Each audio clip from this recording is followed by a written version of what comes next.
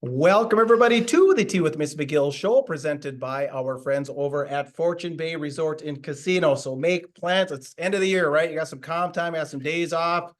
Weather's looking pretty good. Traveling shouldn't be an issue. So make plans today to get up to Fortune Bay Resort and Casino on beautiful Lake Vermilion. They have 172 rooms, smoke-free environment, indoor pool, full-service marina, RV park, world-class golf. Several dining options, bar and 24/7 gaming, of course. So get your game on, get up there.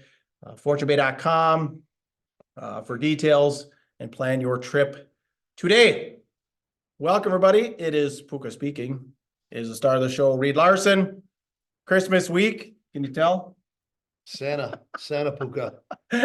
How's things? They're good. They're good.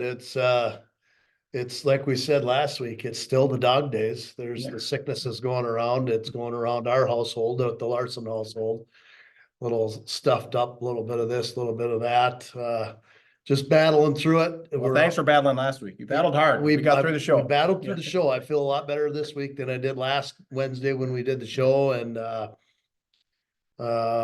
it's Christmas right around the corner. So there's usually not too many things that are better than the holiday season. Yeah, I'm excited. So a little feedback from last week's show on the Bro Award, and just kind of mentioning some people that got some first time goals. So if you know anyone, guys or gals, that got a first time goal, leave it in the comments or get a hold of us, and maybe we can feature them here on the show. A couple of new subscribers last week: Ely, Minnesota Outdoors, and Kevin Corbett. So do the same, be just like them, and hit the subscribe button or follow button. Hoodies and t-shirts are ordered. So those of you that ordered, we'll be getting in touch with you on that. And of course, we'll show some of the merch and stuff. We'll have some on hand here going forward. So episode 72 are officially 5 weeks into the season already. Jesus.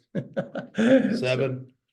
So, yeah. So we're episode 72. We're like I said, all of a sudden it's going to be 100. We're going to wake up one day. Yeah. Like how we're doing. The Gretzky one's going to be the big one. Yeah. Right. The 99. That'll be the big one. You think maybe we could get 99 on? Boy, we should, huh? Let's see. Maybe I could send an email or two, see if he picks up.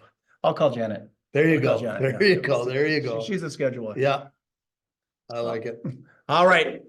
We'll get into it here with our game of the week, presented by the Ring Sports Bar and Grill over in Eveleth, just on from the Hockey Hall of Fame. 248-8582 to order in advance. And of course, they've got this. So this is Christmas Eve's your last day. So what's that? Sunday. Sunday's your last day. Once again, the gift card special. Purchase a $50 card, receive $10 free and a free card.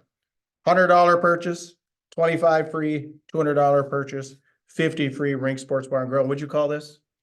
No-brainer. This is the no-brainer. Yeah, this is the no-brainer. So once again, $50, receive a $10 card, $100, receive a $25 card, $200, receive a $50 card. I was over in the Quad Cities Friday last week, went and got my card taken care of over at the Ring Sports Bar and Grill. So thanks for your support. And like I said, get over there now.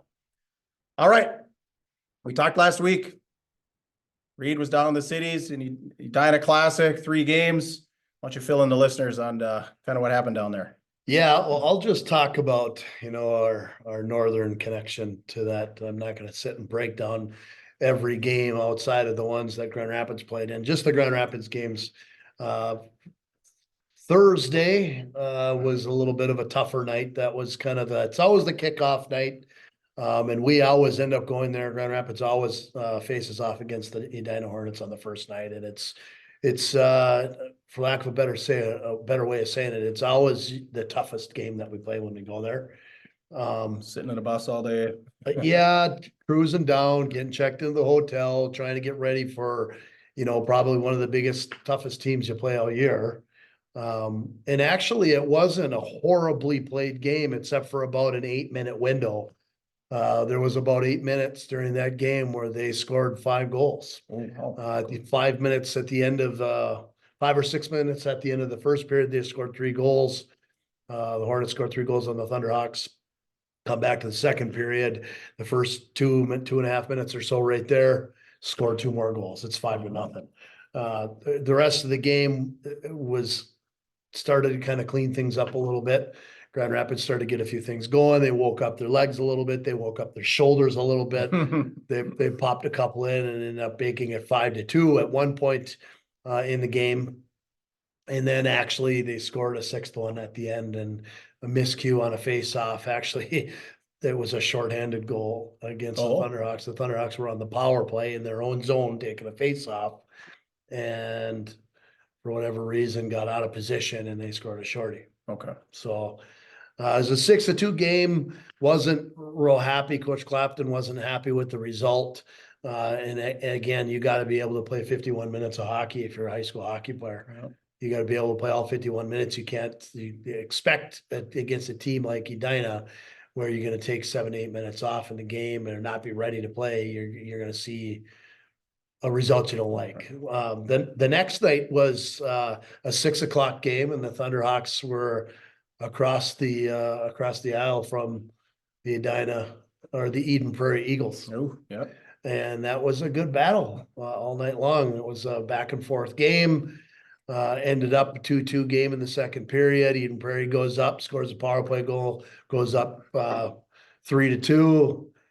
Grand Rapids ends up getting a power play, tying it up, and then they end up popping one in at the end of the game to win it. So it's a 4-3 win for Grand Rapids over Eden Prairie, which is a nice W. Yeah. Oh yeah, they're a nice team. And you know, there's some equivalents there. Some of the teams that Grand Rapids has to look to compete against in order to be in the big house are real equivalent to teams like that, Eden Prairie. So that was a big win. It was nice to see. Carter Casey was in the net for that game. Okay. And then the third night come in and play against Elk River. And actually the varsity played all three goalies. Ryan Kerr played against Edina. Carter Casey played against Eden Prairie, and Ryder Miskovich played against Elk River. And that was another battle. It was just a push all night long, back and forth, a 1-1 hockey game, and then ends up going down to the end of the game, and Grand Rapids ends up popping one in. Winning it in overtime. So are they looking pretty good? Elk, I mean, Elk, it's a team that, remember when they were in this section, kind of paid more attention. Now they're in the 8, you know how, yeah, I don't even know how the program is down there anymore. Really. It's good. It doesn't have its high-end skill like it's had in the past, but it's always had has a gritty play. Okay. They seem to always have decent goaltending. We definitely got it that night out of Ryder Miskovich as well too. He played really good. So ended up with, I think it was like 28 out of 30 shots. I think he ended up having in that game. So it was good. Good things out of all netminders this weekend, although the score didn't look like what Ryan Kerr wanted to in that Edina game on the first night. It definitely was not all his fault. He had some big moments in that game too. So all three goalies played three pretty decent performances, but I'm sure he would say no. I'm sure he's a competitor. He would say I would want to see a better result on my end, but the effort was there and good for him and all three of them. Yeah. So it was a successful weekend. Not very often does the Northern Grand Rapids team go down there and come out of there 2-1. Yeah. So that's pretty good. And it's been an awful long time since it's been 3-0. So yeah, right. But well, definitely, impressive. I mean, obviously before the weekend and as a coach and as somebody that's a competitor, I'm going to say I want to go down there and win all three. But if I'm being honest with you, coming out of there after the weekend is over with a 2-1 record, it's pretty impressive to come. Did anybody go on? Did Edina go undefeated? Eden Prairie went undefeated. Well, Edina. Yeah. I'm getting my E's. Okay. So they did. Up. Okay. Edina ended up winning all three. Eden Prairie ended up winning 2. Okay. They beat. They ended up winning 1. They beat Elk River. Yeah. Yeah. Edina went all. Yeah. Okay. So pretty Elk good. River went 0-3. Yeah. 0-3. Right. Okay. All right. Perfect. Anything else? No, it was a successful weekend, and like we said before, actually. You asked me, did these trips do anything for the club? Yeah. The trip up north to Roseau, the trip down south the next weekend to the cities. We're so much closer to knowing what our team looks like and getting closer and closer to being exactly where we need to be. So just keep building and keep doing the things we need to do with Thunderhawks. Yeah, perfect. All right. Hammer the like button.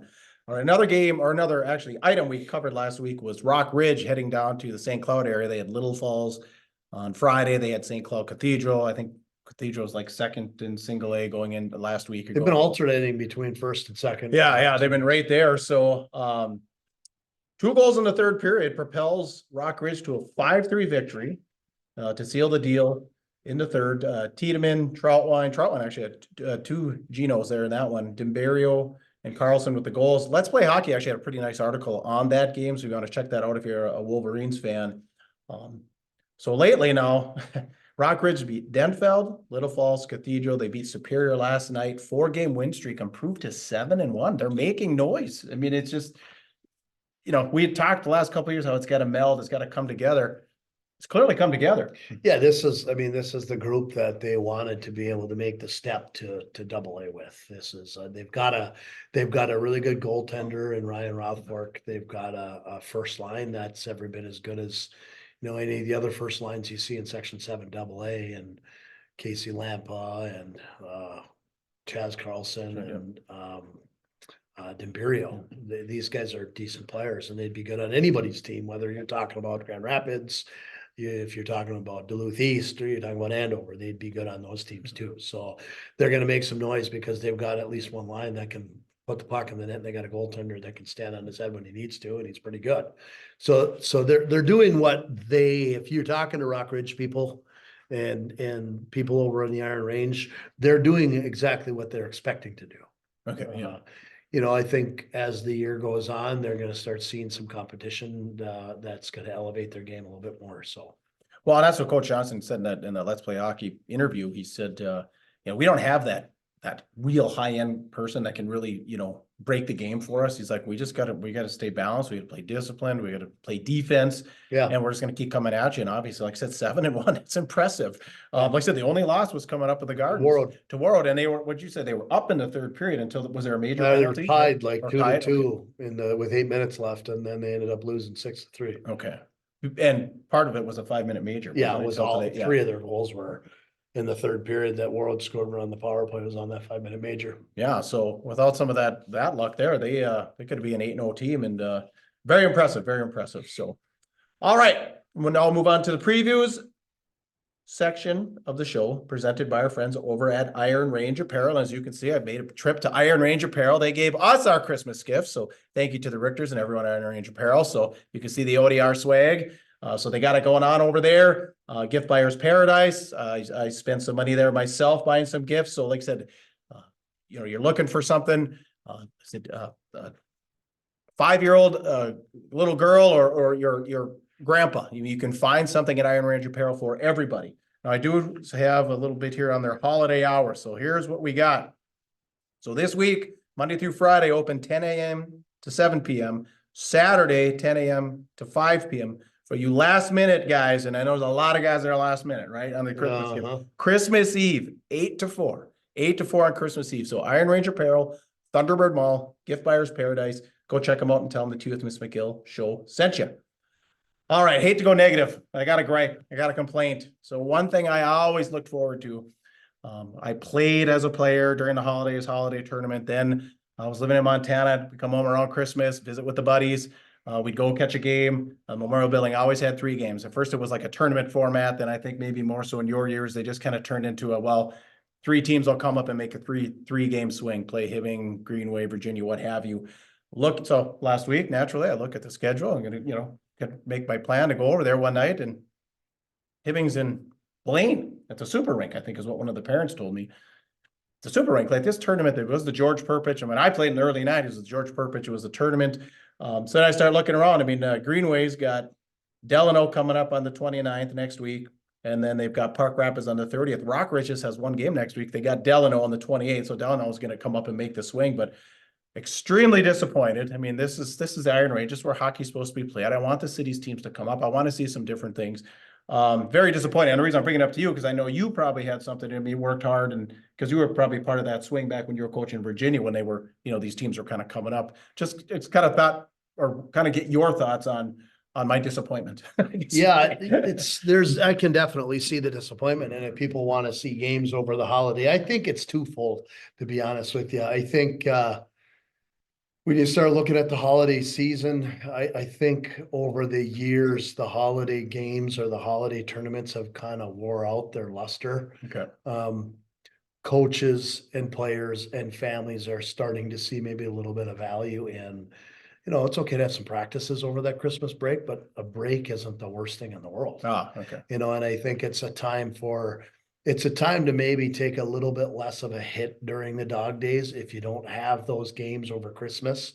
Like for instance, we play tomorrow, we go down to Minnetonka, and we'll talk about that in the preview. We go down to Minnetonka and then Grand Rapids doesn't play another game until January Yeah. 4th. Right. So there's still practice times in there and there's practicing every day except for Christmas Day and Christmas Eve. I'm sure, there'll be teams that'll be shutting it down on those days, but it's kind of okay. I think teams are feeling like that break is going to bring some rejuvenation for the second portion of the season. That's one thing. I think the other thing is too, is cities teams are just as much of at a crunch as some of our range and northern Minnesota teams. I don't think teams, they're gonna have to raise an awful lot of money to make trips to come up here. Yeah. And I think it's you think about the cost of the charter buses, how much it costs for, I don't even want to tell you. I don't even want to give you a number because I'd be off if I told you how much it cost us to go down to play in that tournament last weekend at the Edina Classic. I mean, that's 2 nights in a hotel,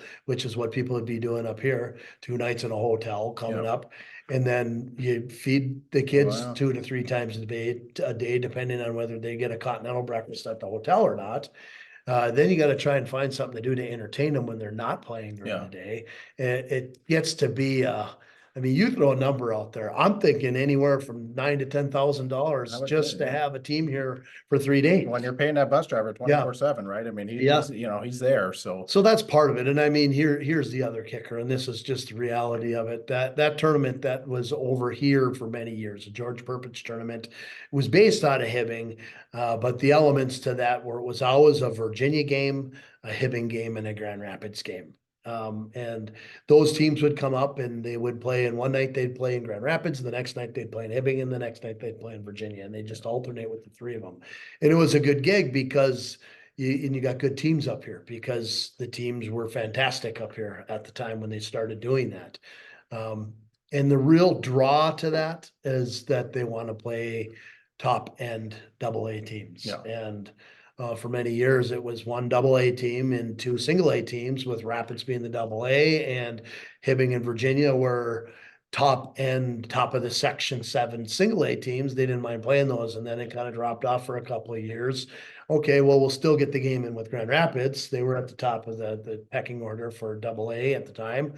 And then Grand Rapids dropped out of it and Greenway came in. So they were able to keep still some of drawing some of these teams in because they still had a high-end Greenway team and all of that. And I think they just kind of lost I'm not sure that we still want to play the same teams. Okay. However, I think they dropped out at the wrong time for certain aspects of it, because look where Rock Ridge is now and look where Hibbing is now. Coming, I mean, they still can get that competition, but I guess maybe they kind of felt that it wasn't the same with all the original 3, Rapids, Hibbing, and Virginia. Yeah, because Delano, like I said, still coming up. If ever back, speaking of charter bus, I think it was Delano last year. Remember the snow? Yeah.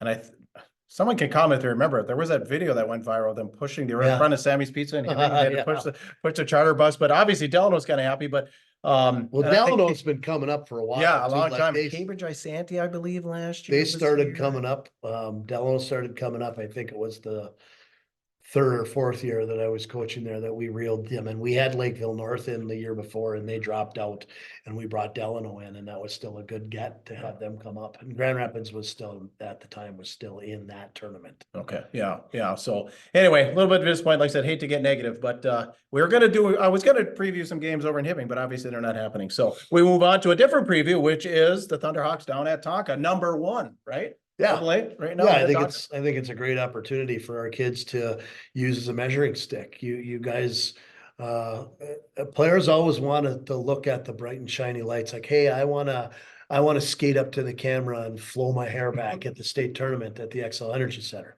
Like, let's do it. Flow my hair back. Everybody wants to make that trip to the state tournament. Well, here's an opportunity for you to prove that you're in the conversation about being able to get there by playing the defending state champs. Yep. And the juggernaut, the 6-0, 7-0, whatever they are right now, undefeated Minnetonka Skippers. They're the real deal. I mean, 9, 10 Division I commitments on their team right now. Hey, it's a great opportunity and something our coaching staff is saying today in practice. I'm really excited to go there right now. This is an opportunity for you. It's an opportunity for you to prove who you are.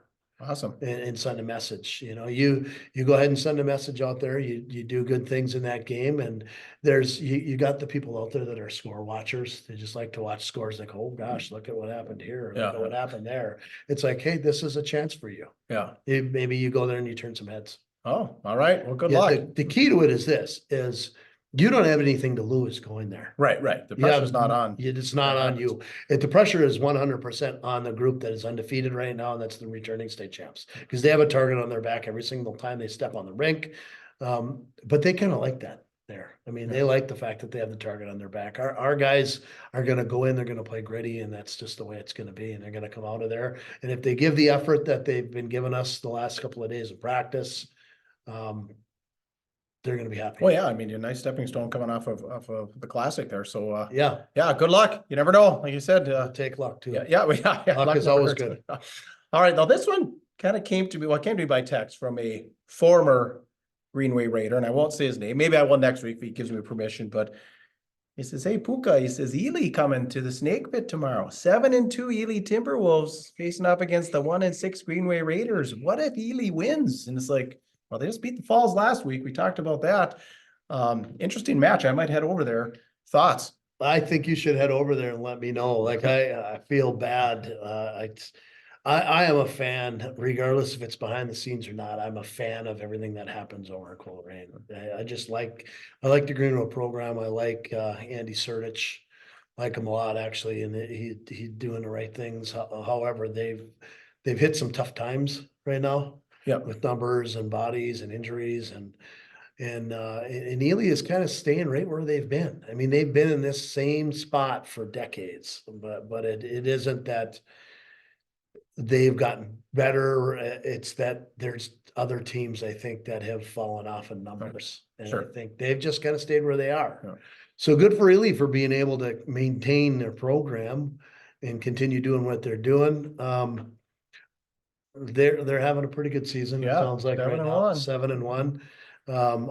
I'll still take Greenway.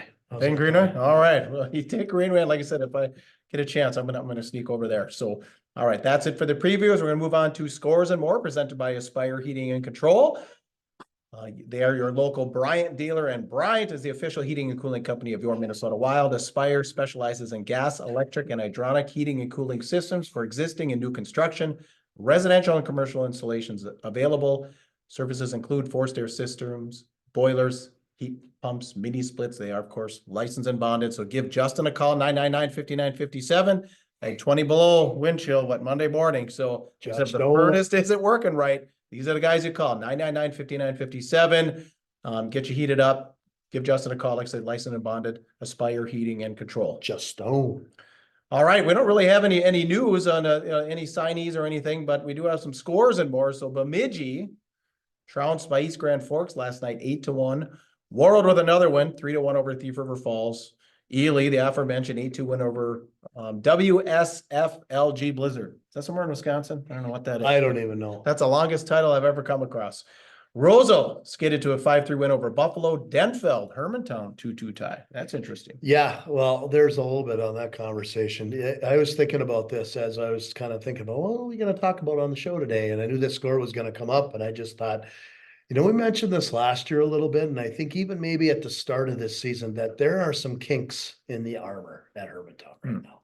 There are. And one of the biggest kinks in the armor that I'm going to say, and I'm friends with Pat Andrews, so if he wants to give me a call and get mad at me for making this comment, you certainly can, but you can't deny this fact. There's kinks in the armor, and it all starts when players don't come back. Yeah. It happened a couple of years ago, 2 years ago, when Zan Plant and Max Plant didn't come back. When they don't return to play in the program, that hurts. Yeah, it hurts the program. And it's happened here before. So we saw that in Grand Rapids. But it happened again this year. You got Dallas View who didn't come back. I mean, that stings the program. That takes a lot of scoring points out of, you're talking Dallas View, who's probably going to score 50 some points this year in high school, or 60 some points. He doesn't come back. That's a lot of points out of your lineup. Take that off the board. That's changed a lot of games. But it wasn't, the kinks in the armor. Now this Hermantown unbeatable. Hermantown, they can't be touched, is now human. Yeah. They're starting to show some kinks, and you see that. And I just think it's hilarious because no disrespect to Hermantown because they've done things the right way for a lot of years. But I look back to programs that have like just last year or 2 years ago when they interviewed Coach Dale Jago in the section finals and in between periods, and they say, well, what's it gonna, well, I think it was Alicia Tipke that was interviewing him, like, hey, Coach Jago, what's it gonna take to come back in this game? And he says, well, probably the Messiah. It was the funniest interview I've ever seen. But I'm thinking, stick with it, Jago, because right now it seems like you're playing with a group of guys that can play. Yeah. Unfortunately for Denfeld, this is the year the kinks in the armor are coming out of Hermantown, and they're beatable in the section, which they haven't been for quite a while. And they made the move up to AA. Yeah. Same with Rock Ridge. Rock Ridge moved to AA at a year where they're pretty human over there in Hermantown. It's like, you guys made the move. Hermantown's about as beatable as they've ever been. Well, and like I said, I talked to a Cloquet parent, and he said, this was during the soccer season. He said, you know what, Puka, I like our chances. I like our chances much more than against Andover. He said so. If I were Cloquet and Hibbing right now, I'd be chomping at the bit, going, "Oh, these guys are ripe right now. They are ripe." And again, no disrespect because they've done things for a long, and it's hard to build a program to get it to a championship level. It's even harder to keep it there. Yeah, sure. Well, yeah, they've done a great job down there. All right. Speaking of Cloquet, they fell to St. Michael Albertville 3-1. Greenway shut out by Proctor 6-0. North Shore with a 5-2 win over Moose Lake, Willow River. Brainerd falls to Duluth Marshall 2-1. I Falls winners 5-1 winners over Kitson County. And Duluth East stopped by Andover 4-2. Duluth East now sitting at 2-7 on the year. Yeah, you know what? That's another one of those schedules. Like, they're front heavy on their schedule. They have I remember looking at it, that's a pretty tough beginning of the season that they play. So they're hitting some pretty hard teams. Not that the back half is going to be terrible by any stretch, but it's tough to come out of that 500. So. But that was a watch game for me as a Rapids guy, just looking at, okay, well, we're going to see Duluth East again here just after Christmas break on January 4th.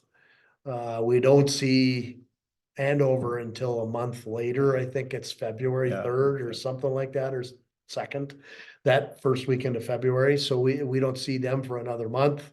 It's just kind of good for us to just, okay, let's take a look at how some of these teams are faring that we're going to have to compete against to win a section championship. And right now, in my mind, all of the top teams right now in Section 7 AA are as human as they've ever been before. Sure. Hermantown is, not Hermantown, Andover, in my mind, is still the team to beat because they haven't been beaten 5-6 years. Yeah, right.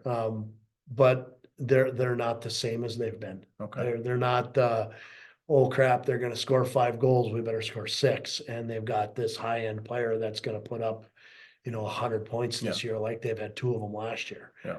They've got some nice players, and don't get me wrong, you got some guys that are going to play college hockey off that team too, but they're just as human as Grand Rapids is. They're just as human as Duluth East is. They're just as human as Rock Ridge or even Duluth Marshall for that matter.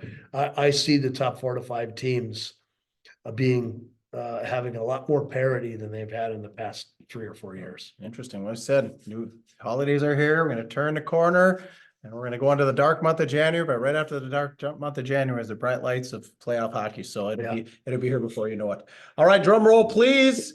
The Walleye Scott CFP Edina Hornet update. We talked a little bit about them earlier, but a big win last night. Another one, 4-win win over Chaska. So there it is, Walleye. Your Hornets just keep getting it done. All right. That kind of wraps it up. Anything to add to episode 72? I didn't hear from Walleye Scott last week when I was down there. It's last weekend. Thought maybe there'd be a couple of little shots towards the Thunderhawks after we got tipped 6-2 down there, but he didn't make any comments. They must have been walleye fishing. Walleye Scott. He's nonstop. Last time I talked to him, he was in South Dakota on the Missouri River walleye fishing in December. Lucky. In a boat. So lucky. there's nobody that does it better than him. Nobody living life better than him. But again, happy birthday last week there, Walleye Scott. All right, so please comment. We appreciate your comments. Leave a review on Spotify or Apple Podcasts. Contact us, goatsportsmediallc@gmail.com. Hammer the follow button. Tea with Ms. McGill, Instagram, Spotify, Apple Podcasts, Musi app. T McGill on Twitter or X. Goat Sports Media LLC if you're looking for us on Facebook or YouTube. T-shirts in the back. Like I said, we'll have the new ones coming. Cash App, Venmo, all that good stuff. Once again, a thank you to all the partners that we have, the greatest partners on earth, the Ring Sports Bar and Grill, Iron Range Apparel, Fortune Bay Resort and Casino, Aspire Heating and Control, Iron Range Goalie Academy, and Team Minnesota Hockey. Merry Christmas, of course. Have a great one. Wishes to your wife. Hopefully she's feeling better. And I guess that's it. So for Reed Larson, I am Puka. Get out there and be your dream. You're tuned to the Tea with Ms. McGill show.